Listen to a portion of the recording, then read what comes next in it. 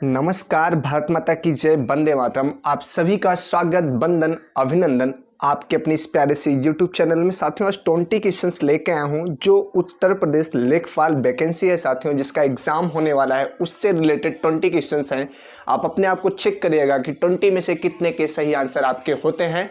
चलिए स्टार्ट करते हैं साथियों। और ये रहा पहला क्वेश्चन है साथियों, आपके आंखों के सामने है कि राष्ट्रीय खाद्य सुरक्षा अधिनियम किस वर्ष लागू किया गया था। आपको बता देना है। 4 ऑप्शन आपकी आंखों के सामने है। पहला 2013, 2010, 2007 या 2005। चलिए बताइए क्या होगा इसका सही जवाब। आप जल्दी से बता दीजिए। राष्ट्रीय खाद्य सुरक्षा अधिनियम किस वर्ष लागू किया गया था, आपको बताना है। चलिए ए, बी, सी या फिर डी, क्या होगा सही जवाब, आप जल्दी से बता दीजिए।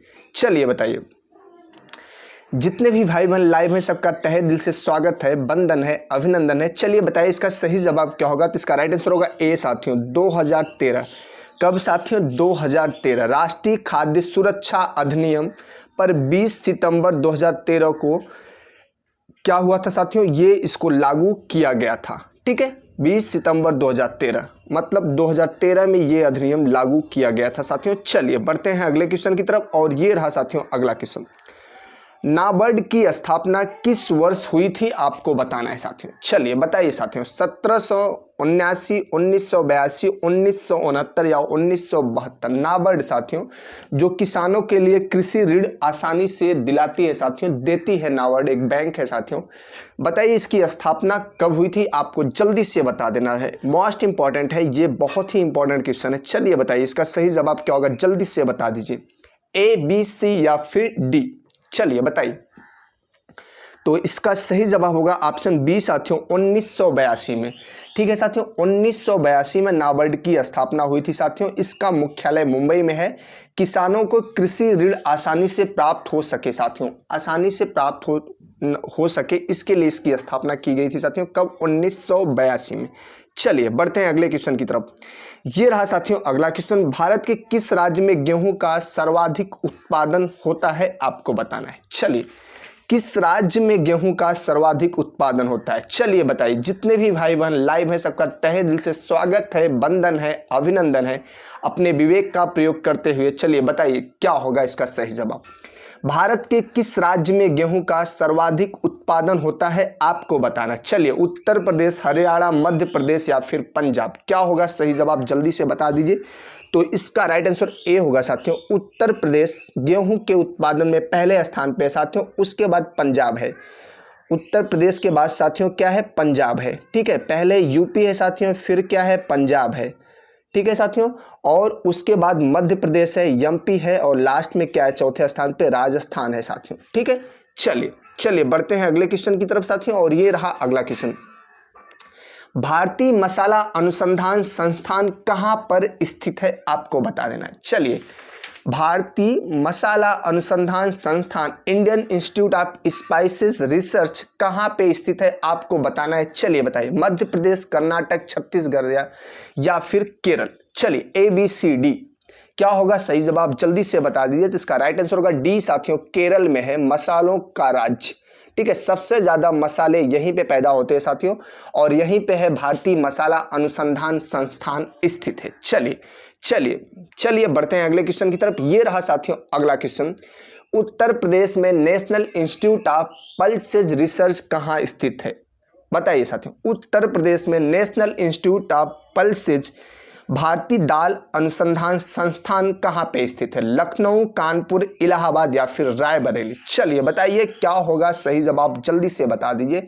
तो इसका राइट आंसर होगा बी साथियों, कानपुर में है Uttar Pradesh national institute of pulses साथियों, जिसको बोलते हैं भारतीय दाल अनुसंधान संस्थान। ये कहाँ पे है साथियों? कानपुर में स्थित है। यह संस्थान दलहनी फसलों की गुणवत्ता तथा उत्पादन की वृद्धि के लिए शोध कार्य करती है साथियों। चलिए बढ़ते हैं अगले क्वेश्चन की तरफ। ये रहा अगला क्वेश्चन साथियों। हमारा गांव हमारा राज्य निम्नलिखित से संबंधित प्रकाशन है, बताना है साथियों किससे संबंधित है। हमारा गांव हमारा राज्य। ठीक है, चलिए बता दीजिए। ए, मध्य प्रदेश में जनजाति स्वराज कानून, बी, मध्य प्रदेश में ग्रामीण विकास, सी, मध्य प्रदेश में ग्राम स्वराज, डी, मध्य प्रदेश में कृषि। चलिए बताइए क्या होगा सही जवाब, जल्दी से बता दीजिए, ए, बी, सी या फिर डी। तो इसका सही जवाब होगा साथियों ए, मध्य प्रदेश में जनजातीय स्वराज कानून। मध्य प्रदेश में जनजातीय स्वराज कानून से संबंधित है साथियों हमारा गांव हमारा राज्य। सही बात, हमारा गांव और हमारा राज्य, ये मध्य प्रदेश में जो जनजातीय स्वराज कानून से संबंधित है साथियों, इसको याद रखिएगा। चलिए बढ़ते हैं अगले क्वेश्चन की तरफ। ये रहा साथियों अगला क्वेश्चन, किसान दीदी के क्या कार्य होते हैं? किसान दीदी के क्या कार्य होते हैं आपको बताना है। चलिए साथियों बताना है आपको। चलिए, किसान दीदी के क्या कार्य होते हैं आपको बताना है साथियों। किसानों के खेत में खेतिहर मजदूर के रूप में कार्य करना, किसानों के परिवार और आश्रितों की देखभाल करना, किसानों के बच्चों और रिश्तेदारों को शिक्षित करना, कृषि विभाग और किसानों के मध्य संपर्क स्थापित करना। चलिए बताइए साथियों इसका सही जवाब क्या होगा। किसान दीदी के कार्य, ये एक साथियों योजना है, स्कीम है और इसके कार्य पूछ रहा है आपको बताना है। चलिए ए, बी, सी या फिर डी। तो इसका सही जवाब होगा साथियों डी। ठीक है, कृषि विभाग और किसानों के मध्य संपर्क स्थापित करना ही किसान दीदी के कार्य होते हैं साथियों। किसान दीदी के कार्य क्या होते हैं? कृषि विभाग और किसानों के मध्य संपर्क स्थापित करना। ठीक है, चलिए बढ़ते हैं अगले क्वेश्चन की तरफ। ये रहा अगला क्वेश्चन, एग्री उड़ान निम्नलिखित से संबंधित है आपको बताना है। मोस्ट इंपॉर्टेंट है एग्री उड़ान। चलिए बताइए किससे संबंधित है आपको बताना है। चलिए, ए, उड्डयन क्षेत्र में स्टार्टअप, कृषि क्षेत्र में स्टार्टअप, कृषि उत्पादन का परिवहन, भूमिहीन श्रमिकों हेतु योजना। चलिए बताइए ए, बी, सी या फिर डी, क्या होगा इसका सही जवाब, जल्दी से बता दीजिए। जिसका राइट आंसर होगा बी साथियों, कृषि क्षेत्र में स्टार्टअप।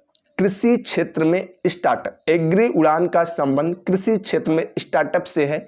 इसके माध्यम से किसानों को बेरोजगारी हटाने व रोजगार प्रदान करने के साथ साथ कृषि सुविधाएं प्रदान की जाती हैं। चलिए बढ़ते हैं अगले क्वेश्चन की तरफ। ये रहा अगला क्वेश्चन, उत्तर प्रदेश में सबरी संकल्प अभियान किसके लिए शुरू किया गया है? सबरी संकल्प अभियान मोस्ट इंपॉर्टेंट है साथियों। सबरी संकल्प अभियान किसके लिए शुरू किया गया है आपको बताना है, जल्दी से बता दीजिए साथियों। गरीबी दूर करने के लिए, कुपोषण दूर करने के लिए, बेरोजगारी दूर करने के लिए या निरक्षरता दूर करने के लिए? बताइए ए, बी, सी या फिर डी, क्या होगा सही जवाब, आप जल्दी से बता दीजिए। उत्तर प्रदेश में सबरी संकल्प योजना पूछ रहा है, बताना है आपको। चलिए बताइए ए, बी, सी या फिर डी। तो इसका राइट आंसर होगा बी साथियों, कुपोषण दूर करने के लिए। कुपोषण दूर करने के लिए, बच्चों में कुपोषण को दूर करने के लिए राज्य सरकार ने अब सबरी संकल्प अभियान शुरू किया है साथियों। ठीक है, चलिए बढ़ते हैं अगले क्वेश्चन की तरफ। ये रहा साथियों अगला क्वेश्चन, उदय योजना निम्न से संबंधित है। चलिए बताइए साथियों, उदय योजना पूछ रहा है किससे संबंधित है आपको बता देना है साथियों, जल्दी से बताइए। पंचायती राज, महिला सशक्तिकरण, ऊर्जा वितरण या फिर बैंकिंग क्षेत्र? चलिए बताइए क्या होगा सही जवाब। चलिए बताइए क्या होगा सही जवाब, देखते हैं कौन सही करता है, इसका सही जवाब क्या होता है। चलिए बताइए ए, बी, सी या फिर डी। चलिए ए, बी, सी या फिर डी, क्या होगा सही जवाब, जल्दी से बताइए। तो इसका राइट आंसर होगा साथियों क्या होगा, चलिए बताइए। इसका राइट आंसर होगा सी साथियों, उदय योजना ऊर्जा वितरण से है। ठीक है साथियों, उदय योजना भारत की विद्युत वितरण करने वाली कंपनियों के आर्थिक पुनरुत्थान के लिए लागू की गई है। इस योजना का प्रारंभ कब हुआ था साथियों? 5 नवंबर 2015।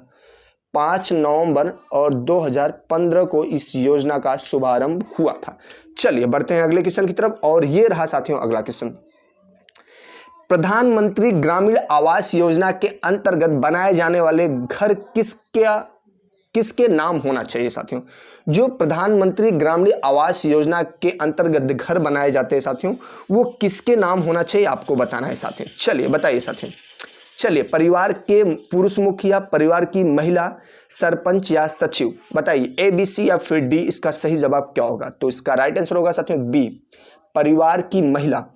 प्रधानमंत्री ग्रामीण आवास योजना का शुभारंभ 2015 में तत्कालिक प्रधानमंत्री जो अभी भी हैं साथियों नरेंद्र मोदी ने किया था। और इसका उद्देश्य क्या था साथियों? 2022 तक हर व्यक्ति को आवास उपलब्ध कराना है।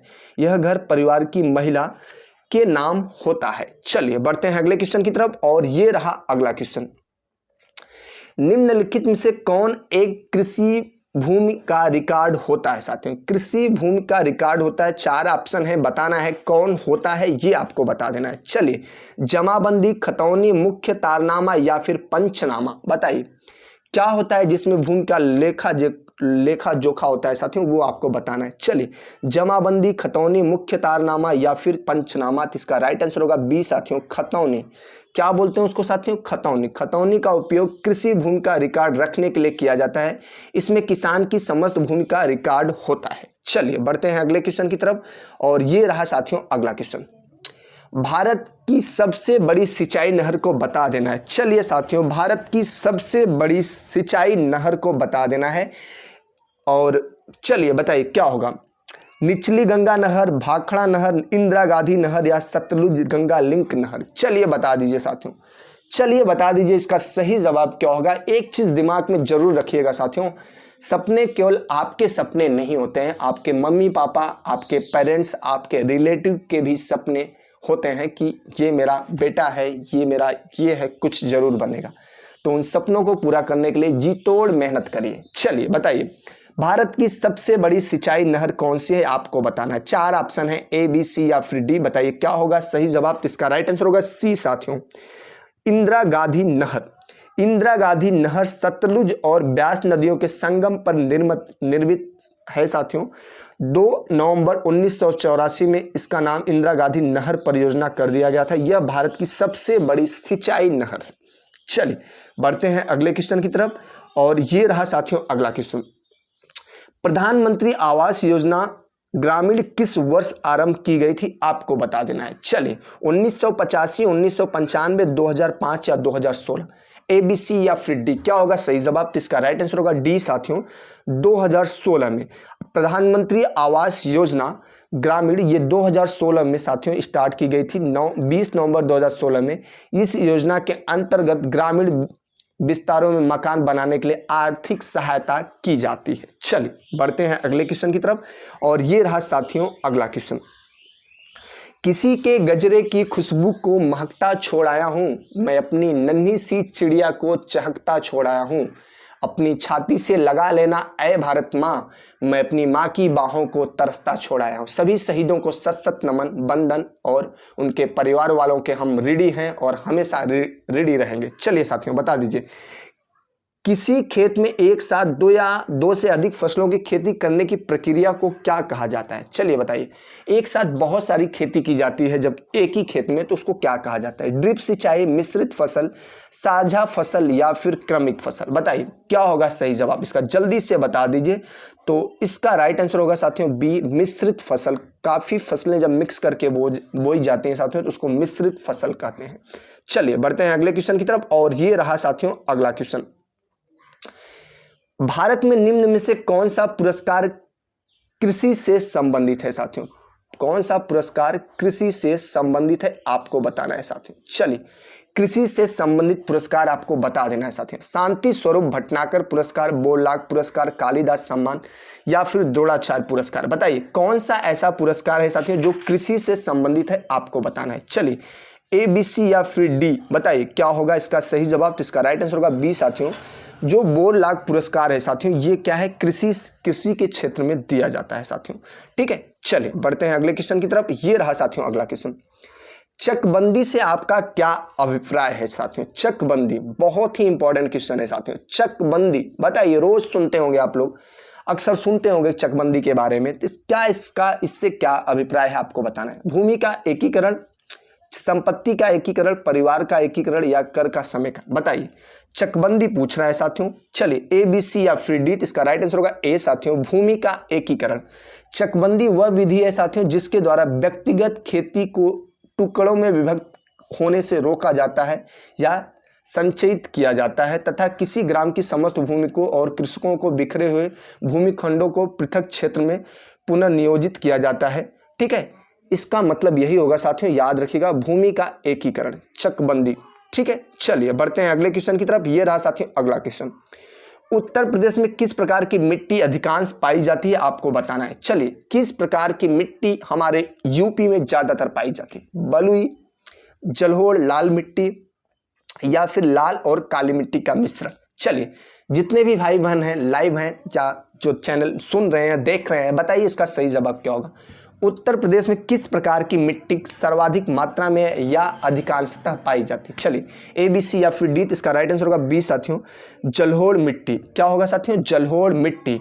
ठीक है, उत्तर प्रदेश में जलोढ़ मिट्टी अधिकांशतः पाई जाती है साथियों। गंगा यमुना के द्वारा बहाकर लाए गए कणों से मिट्टी बनती है, यह बहुत ही उपजाऊ होती है। चलिए बढ़ते हैं अगले क्वेश्चन की तरफ। ये रहा अगला क्वेश्चन।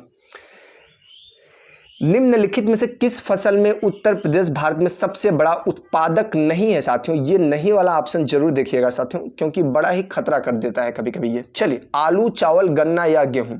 चलिए, किसमें उत्तर प्रदेश भारत में सबसे ज़्यादा में नहीं है बताना है आपको साथियों। चलिए बताइए इसका सही जवाब क्या होगा। ठीक है, चलिए तो इसका राइट आंसर होगा बी साथियों, चावल। चावल में उत्तर प्रदेश पहले पे नहीं है साथियों, आलू में, गन्ना में और गेहूं में है, लेकिन चावल में नहीं है। राइस प्रोडक्शन में यूपी पहले पे नहीं है। इसमें कौन है साथियों? वेस्ट बंगाल, पश्चिम बंगाल पहले पे है। किसमें? चावल के उत्पादन में। चलिए बढ़ते हैं अगले क्वेश्चन की तरफ। ये रहा साथियों अगला क्वेश्चन।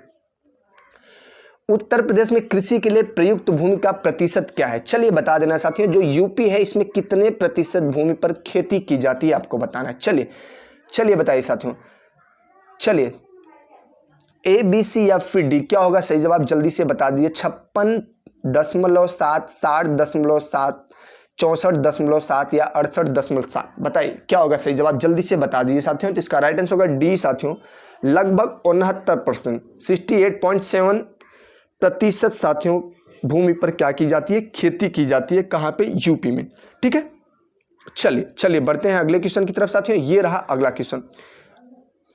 सॉरी साथियों, ये टॉप 20 क्वेश्चन थे और आप अपने आप को चेक किए होंगे साथियों कि 20 में से कितने के सही आंसर आपके आए होंगे।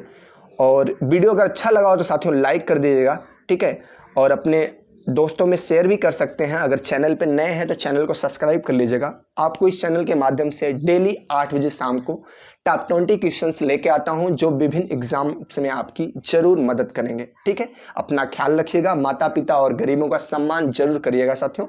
भारत माता की जय, वंदे मातरम एंड जय हिंद साथियों।